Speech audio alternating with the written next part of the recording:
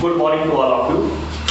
जैसा कि पिछले वीडियो में आप पढ़ चुके हैं दर्पण के बारे में कि दर्पण दो प्रकार के होते हैं, गोलीय दर्पण दो प्रकार के होते हैं, अवतल दर्पण और उत्तल दर्पण। तो आज हम उन्हीं दर्पणों के सूत्र के बारे में बात करेंगे। तो सबसे पहले हम अवतल दर्पण से सूत्र निकालेंगे, लेकिन उससे पहले मैं आपसे ये कहना चाहूँगा कि आप लोग वीडियो को पूरा नहीं देखते हैं। हम लोग इतनी मेहनत करके आपके लिए वीडियो बना रहे हैं ताकि आप घर बैठे कुछ पढ़ाई कर सकें, लेकिन आप उसका सदुपयोग नहीं कर रहे हैं। सबको तो नहीं कह रहा हूँ, लेकिन कुछ बच्चे ऐसा कर रहे हैं। तो कृपया ऐसा ना करें, समय का सदुपयोग करें ताकि आप पढ़ाई में पीछे ना हो। क्या पता अभी कितने दिन लग जाए विद्यालय खुलने में, इसलिए ऐसा काम ना करें। तो आइए देखते हैं दर्पण सूत्र। सबसे पहले इसका डायग्राम बना लेते हैं। देखिए, ये मैं एक सबसे पहले बना रहा हूँ अवतल दर्पण। ये क्या बना रहा हूँ? अवतल दर्पण। इस अवतल दर्पण को हमने नाम दे दिया M1 M2। ये यहां से इसका ध्रुव हो गया P। ध्रुव P से हमने ये एक लाइन खींच दी। ये हमारी क्या है? ये हमारी क्या है? मुख्य अक्ष। मुख्य अक्ष हमने खींच दी। अब इसके बाद मुख्य ध्रुव P से इस ओर इधर बाईं ओर एक ये यहाँ पर बाईं ओर एक वस्तु रखी है जिसका नाम है AB।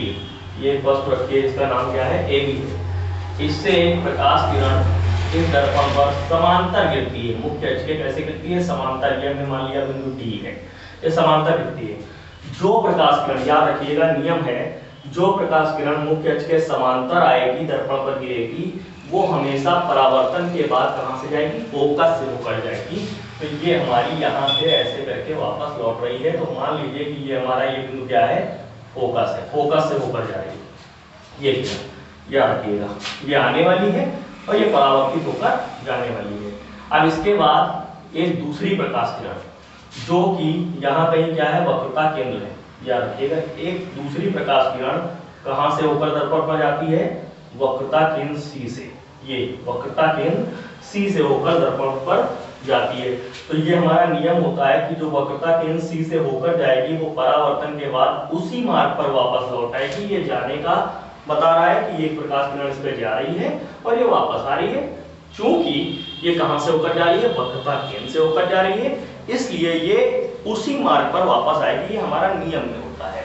इसके बाद अब देखिए, ये दोनों प्रकाश किरणों ने एक दूसरे को यहाँ पर एक बिंदु पर काट दिया। हमने माना कि जिस बिंदु पर ये एक दूसरे को काट रहे हैं वो बिंदु B' है।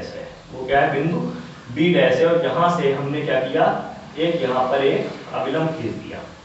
जो अभिलंब यहाँ पर डाला, ये मान लिया कि ये कहाँ मिल रहा है? A' पर। A' पर मिल रहा है। तो ये जो A' B' बना है, ये क्या है? AB का प्रतिबिंब है। ये क्या है? वस्तु AB का प्रतिबिंब है। अब हम क्या करते हैं? यहां से हमने मान लिया कि ये बिंदु क्या है? K है। ये बिंदु क्या है? K है। और यहां से एक हम D से मुख्य अक्ष पर क्या डाल देते हैं? एक अभिलंब डाल देते हैं। क्या डाल देते हैं? एक लंब खींच देते हैं। ये लंब हमारा हमने मान लिया क्या है? N है। ये क्या है? N है। N बिंदु पे आ रहा है। तो ये हमारा डायग्राम क्या हो गया? कंप्लीट हो गया। अब आपको पता है कि जो वस्तु की दूरी होती है वो ध्रुव से नापी जाएगी और वो क्या होती है? U होती है। वस्तु की दूरी को U मानते हैं। ये हो गई। ये हमारा यहाँ क्या बन रहा है? प्रतिबिंब। ये हमारा यहाँ पे प्रतिबिंब बन रहा है। प्रतिबिंब की दूरी क्या होती है? V होती है। प्रतिबिंब की दूरी V मान। ये हमारा क्या है? फोकस है। तो फोकस दूरी हमारी क्या होती है? फोकस दूरी हमारी F होती है। तो हमने F मान लिया। ठीक है, तो ये सारी चीजें हम इसको मान सकते हैं। C क्या है? वक्रता त्रिज्या। ये यहाँ पर, तो यहाँ से यहाँ तक की दूरी क्या है? कैपिटल R है। वक्रता त्रिज्या होती है। ये सब कहाँ से नापी जा रही है? ध्रुव से नापी जा रही है। और सारी इधर नाप रहे हैं, इस तरफ को। याद रखिएगा, बाईं ओर हमारी किरण किधर गिर रही है? उस तरफ। तो जब किरण के विपरीत दिशा में दूरियों को नापते हैं तो सब काय में होती है? माइनस में होती है। याद रखिएगा। तो जब हम डेरिवेशन में लिखेंगे तो हमको सब काय में लिखनी पड़ेगी? माइनस में लिखनी पड़ेगी। तो डायग्राम आपको क्लियर हो गया होगा। अब हम इसकी थ्योरी समझ लेते हैं। हम क्या निकालने जा रहे हैं? हम निकालने जा रहे हैं दर्पण सूत्र। क्या निकालने जा रहे हैं? दर्पण सूत्र। हम निकालने जा रहे हैं दर्पण सूत्र। याद रखिएगा, दर्पण सूत्र, लेकिन किसके लिए? अवतल के लिए। अवतल के लिए। अवतल के लिए निकालने जा रहे हैं। ठीक है, तो ये अवतल दर्पण हमारा बना हुआ है MM dash M1 M2 M1 M2। अब इसकी थ्योरी समझ लेते हैं, उसके बाद इसका डेरिवेशन समझेंगे। तो पहले थ्योरी समझते हैं। सबसे पहले हमने क्या बनाया, आप समझिएगा अच्छे से, इसमें है कुछ नहीं, बहुत आसान है, बिल्कुल इजी है। बस शर्त यह है कि वीडियो को आप कई बार देखें तो आपको क्लियर होता चला जाएगा कि मैं क्या बता रहा हूँ। वही लैंग्वेज आपको कॉपी पे नोट भी कर लें, हालांकि मैं इसका PDF भी डाल दूंगा, लेकिन फिर भी आप उसको खुद से लिखना सीखें। तो देखिए, माना एक अवतल दर्पण M1 M2 है, जिसका ध्रुव P है, समझिएगा, जिसका ध्रुव P है, वक्रता केंद्र C है और फोकस F है। इतनी थ्योरी हो गई। इस दर्पण की मुख्य अक्ष पर बाईं ओर एक वस्तु AB रखी है। एक वस्तु कौन सी रखी है? AB रखी है। वस्तु AB के B सिरे से एक प्रकाश किरण BD दर्पण पर आपतित होती है। कैसे? मुख्य अक्ष के समांतर। समांतर के कारण, समांतर आपतित होने के कारण ये कहां से? फोकस से होकर जाती है। ये हमने कभी लिख दी। अब हम बताएंगे दूसरी प्रकाश किरण B के, जो कि वक्रता केंद्र से होकर दर्पण पर आपतित होती है, इसलिए यह पुनः उसी मार्ग पर वापस लौट जाती है। ये दोनों परावर्तित किरणें, एक ये वाली परावर्तित और एक ये वाली परावर्तित, एक दूसरे को बिंदु P डैश पर काटती है, बिंदु P डैश पर काटती है, जो कि बिंदु B का प्रतिबिंब है। इस बिंदु B डैश से एक अभिलंब हम मुख्य अक्ष पर डालते हैं A डैश B डैश, जो कि वस्तु AB का क्या होगा? प्रतिबिंब होगा। ये हमारी क्या हो गई? थ्योरी हो गई। अब हम देखते हैं डेरिवेशन। तो सबसे पहले एक त्रिभुज यहां देखिए, ACB, एक त्रिभुज ये है ACB, और एक यहां बन रहा है A डैश CB। ये क्या है? आपस में समरूप त्रिभुज है। ये दोनों आपस में क्या है? समरूप त्रिभुज। तो हम सबसे पहले लिखेंगे त्रिभुज कौन कौन सा? ACB व त्रिभुज कौन सा? देखो ACB और कौन सा? A dash CB dash. तो हम लिखेंगे A डैश CB डैश क्या है? समरूप है, समरूप है। ठीक, अतः समरूप त्रिभुज का क्या नियम होता है? इसका लंब बटे इस त्रिभुज का लंब, याद रखिएगा। तो हम सबसे पहले ऊपर क्या लिखेंगे? AB बटे A डैश B डैश। इस त्रिभुज का आधार बटे इस त्रिभुज का आधार, तो AC बटे A डैश C, AC बटे A डैश C, ये लिख दिया। ये त्रिभुज में हमारे, हमने इसमें नियम रख दिया। अब ये बन गया हमारा समीकरण। पुनः अब एक त्रिभुज और देखिए, एक त्रिभुज यहाँ पे, ये कौन सा त्रिभुज हमारा बन रहा है? DNF, और ये कौन सा है? FA dash B dash. तो सबसे पहले त्रिभुज कौन सा? यहां से ले लो, DFN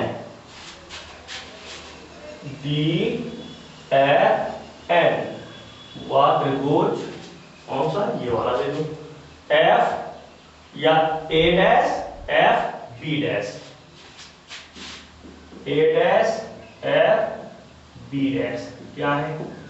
समरूप, समरूप है। ठीक, अतः फिर से वही नियम, इसका लंब बटे इसका लंब, तो DN बटे A डैश B डैश, और इसका आधार मतलब FN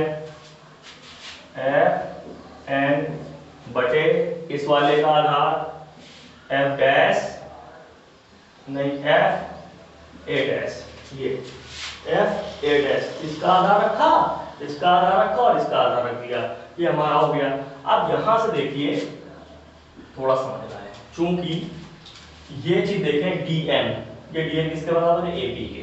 तो हम यहां बताएंगे चूंकि DN बराबर AB, DN बराबर AB, क्या रखिएगा, वहां से दिख रहा है हमको DN बराबर AB, तो इस DN की जगह पे हम AB रखेंगे, तो AB बटे A डैश बी डैश बराबर एफ एन बटे एफ ए डैश।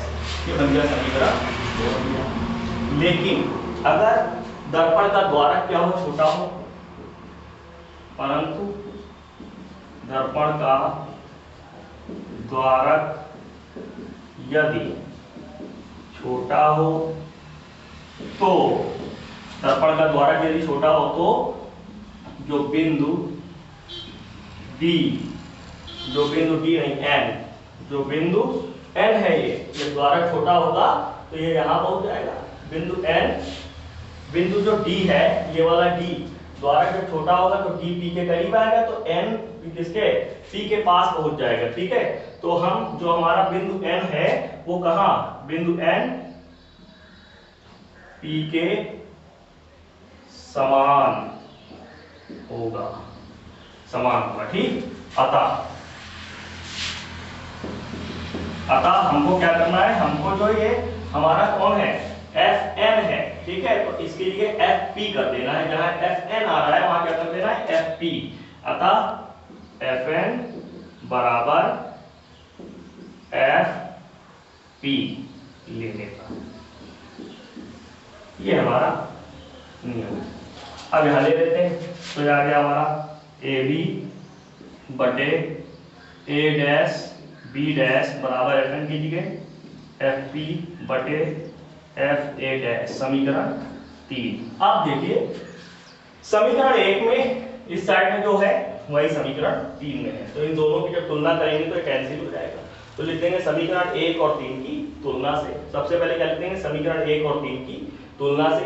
जब समीकरण लिखेंगे यहाँ पे समीकरण 1 व 3 से, समीकरण 1 व 3 से, तो जब 1 व 3 से हम लिखेंगे तो हमारा कितना आ जाएगा, तो हमारा आ जाएगा ए सी बटे ए डैश सी बराबर ये यहाँ पे एफ पी बटे एफ ए डैश, समीकरण 4। अब हमको ये देखना है कि इसमें किसके किसके क्या मान है। अब हमको सबसे पहले यही देखना है कि इसमें किसका क्या मान है, वो मान हमको उसी प्रकार रख देना है एकदम, बाकी कुछ नहीं है, डेरिवेशन एकदम आसानी से हो गया है। तो सबसे पहले देखिए जो AC है हमारा क्या है, AC कितना रखा जाएगा, देखिए ये है हमारा AC। अगर हमको AC निकालना है तो AC की है, ये इतना AC है, ध्यान रखिएगा ये इतना AC है। AC की क्या रखें हम, PA, क्योंकि PA हमें ज्ञात है, PA रखें और उसमें से क्या घटा दें, हम घटा दें PC, क्या घटा दें PC, PA से क्या घटा दें PC, तो हमारा क्या निकल आएगा AC। तो यहाँ पे AC की हम रखेंगे PA माइनस PC, क्या रखिएगा A डैश C आ जाओ, ये है A डैश C, ये इतना A डैश C। तो इसके लिए हम क्या करें PC minus PA dash, PC minus PA dash, ये रख दिया। FPF या FP क्या होगा, ये FP हमारा या PF है, इससे आप कुछ ना बोले उसको ऐसे ही रहने दो क्योंकि इसका मान हमें ज्ञात है। अब FA डैश, ये हमारा FA डैश है, तो हम क्या करेंगे PA dash minus PF, PA dash minus PF। ठीक, ये PA डैश है इतना, ये इतना PA डैश है, इसमें से PF इतना घटा देंगे तो ये इतना आ जाएगा हमारा। अब देखिए ये बन गया समीकरण 5। अब वैल्यू देखिए PA की वैल्यू कितनी है, ये है यहाँ से P से यहाँ तक A कितना है, लेकिन आपतित किरण के विपरीत नाप रहे हैं इसलिए कह देंगे माइनस नहीं, तो इसकी जगह क्या रखेंगे PA की जगह माइनस का लू, माइनस लगा दिया। P से C क्या होती है वक्रता त्रिज्या R, ये वक्रता त्रिज्या R, लेकिन काहे में माइनस में तो प्लस R हो गई, वो क्या हो गई प्लस R हो गई, बटे PC फिर वही माइनस का R और माइनस PA डैश, ये क्या है प्रतिबिंब की दूरी V, तो यहाँ क्या हो जाएगा प्लस का V हो जाएगा, प्लस का V रख दिया। अब इसके बाद FP या PF वो क्या है फोकस दूरी, यहाँ से यहाँ तक फोकस तक की दूरी क्या होती है फोकस दूरी F, तो हम उसकी जगह क्या रख देंगे F रख देंगे, उसकी जगह रख देंगे F बटे अब पी ए डैश, ये देखिए पी ए डैश प्रतिबिंब की दूरी, तो माइनस का v रख देंगे, फिर माइनस पी एफ, तो ये यहाँ से पी से एफ मतलब फोकस दूरी, फोकस दूरी मतलब फिर काहे में रखी जाएगी, फिर यहाँ रखेंगे माइनस में, यहाँ रखिएगा, तो पी एफ हमने यहाँ पे माइनस में नहीं रखा है, इसको भी माइनस में करिए, ये माइनस में होगा। अब इसके बाद आप जानते हो, अच्छा समझिएगा, आप जानते हो कि जो R होती है, R बराबर होता है 2f, याद रखिएगा। R क्या है? वक्रता त्रिज्या, जो फोकस दूरी की कै गुना 2 गुना होती है। तो जहां जहां R है वहां पे 2f रख दिया जाएगा। तो देखिए R के लिए हम क्या रखने जा रहे हैं? 2f। तो ये R के लिए 2f रखेंगे, इसको हम पहले ले रहे हैं, तो ये हमारा हो गया 2f माइनस u बटे नीचे R के लिए फिर 2f रखेंगे, लेकिन पहले v रख लिया, माइनस का 2f कर दिया, ये 2f हो गया। फिर यहाँ पर माइनस का f, ठीक, बराबर लगाया माइनस का f बटे माइनस का f हो गया, और बटे में फिर f माइनस v, ये कर दिया। अब इसका मल्टीप्लाई करेंगे, इधर इसका इससे और इसका इससे मल्टीप्लाई करेंगे। तो देखिए सबसे पहले 2f माइनस u, इसका मल्टीप्लिकेशन होना है f माइनस v से, f माइनस v से, और बराबर मल्टीप्लिकेशन किसका होना है? माइनस के f का मल्टीप्लिकेशन होना है काहे से? b माइनस 2f से, याद रखिएगा। अब मल्टीप्लाई करते हैं, 2f का f से करेंगे तो कितना आएगा? 2f स्क्वायर, याद रखिएगा, 2f स्क्वायर, और फिर इसका जब इससे करेंगे माइनस का 2fv माइनस का 2fv आएगा, और फिर माइनस का जो इससे करेंगे तो माइनस का u क्या आएगा? माइनस का u f आएगा, और फिर minus minus plus uv is equal to, अब माइनस का इससे कर देंगे तो माइनस का fv आएगा, माइनस माइनस प्लस हो जाएगा 2f स्क्वायर, तो 2f स्क्वायर ये और 2f स्क्वायर ये बराबर का दोनों कैंसिल हो जाएंगे, याद रखिएगा। और माइनस का जो fv है ये इसमें इधर आके घट जाएगा, तो इधर बचेगा कितना? इधर कितना बचेगा? इधर बचेगा, देखिए ये इससे कट गया, ध्यान दीजिएगा, तो माइनस का 2fv में से ये fv घट जाएगा, तो इधर बचेगा माइनस का fv, ठीक, माइनस का uf है ना, और प्लस का uv बराबर 0, इतना बचा। अब ये माइनस वाले उधर भेज दो सब, ठीक, तो यहां से तुम्हारा आ जाएगा कितना? uv, ये वाला uv, और बराबर कितना आ जाएगा? आ जाएगा आपका fv, अब क्या आ जाएगा? fv ये वाला, और प्लस का uf ये आ जाएगा। अब इसको पूरे को, ये जो हमारा बना है, इसको काहे भाग कर दो? uvf से, याद रखिएगा, इस पूरे को काहे भाग कर देना है? uvf से। तो देखिए जब uvf से भाग करेंगे, यहाँ पे uvf रखेंगे, तो ये uv कट जाएगा, तो क्या बचेगा? 1/f, तो इधर बचा 1/f बचा। इस तरफ fv कट जाएगा, तो 1 क्या बचेगा? u बचेगा, और इस तरफ 1/uf कट जाएगा, तो क्या बचेगा? v बचेगा। ये हमारा क्या आ गया? दर्पण सूत्र। ये हमारा क्या आ गया? दर्पण सूत्र। अच्छे से क्लियर करिए, आप 2-3 बार अगर पढ़ेंगे तो आपको एकदम अच्छे से आ जाएगा, कोई दिक्कत नहीं है, केवल आपको 2-3 बार अच्छे से रिवाइज करना है। तो फिर याद रखिए, मैं फिर से एक बार रिवाइज कर देता हूँ, अच्छे समझ लीजिएगा। समरूप त्रिभुज का नियम लगता है इसमें। समरूप त्रिभुज कौन से त्रिभुज हैं? समरूप, उसका नाम ही है समान रूप वाले, है ना, याद रखिएगा। दो भुजाएं भी आपस में क्या होती हैं? बराबर। दो कोण भी आपस में क्या होते हैं? बराबर, ठीक है। अब ध्यान रखिएगा, तो उसमें क्या होता है? एक त्रिभुज का आधार बटे दूसरे त्रिभुज का आधार, फिर बराबर में उसी त्रिभुज का क्या रखेंगे? लंब बटे दूसरे वाले त्रिभुज का लंब। ये समरूप त्रिभुज का नियम होता है। हमने वही नियम को यहाँ पे फॉलो किया है, और पूरा डायग्राम की सहायता से पूरा डेरिवेशन हो गया। तो इसको आप 2-3 बार देखें, वीडियो को शेयर करें, ताकि और बच्चे भी इससे ज्ञान प्राप्त कर सकें। धन्यवाद।